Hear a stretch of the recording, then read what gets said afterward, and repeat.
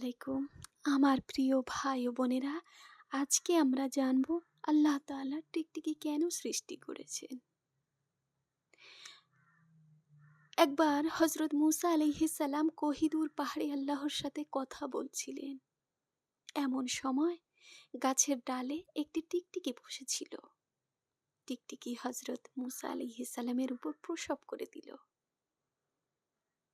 মুসা আলাইহিস সালাম তখন অনেক রেগে গেলেন এবং আল্লাহকে প্রশ্ন করলেন, হে আমার রব, টিকটিকি কেন সৃষ্টি করেছেন? এই টিকটিকি তো মানুষের কোনো উপকারে আসে না। অতঃপর মহান রব্বুল আলামিন বললেন, হে মুসা, কিছুদিন আগে টিকটিকিটাও আমাকে একই প্রশ্ন করেছিল। হে আমার রব, আপনি মুসাকে কেন বানিয়েছেন? তিনি তো আমার কোনো কাজেই আসে না এবং সে আমাকে আপনার কোনো কথা শোনায়ও না।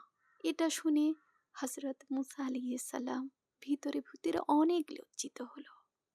তখন আল্লাহ তাআলা বললেন, মুসা, আমি উদ্দেশ্য ছাড়া দুনিয়াতে কোনো কিছুই সৃষ্টি করি না। আমার প্রত্যেকটা সৃষ্টির পেছনে কোনো না কোনো উদ্দেশ্য রয়েছে। সুবহানাল্লাহ।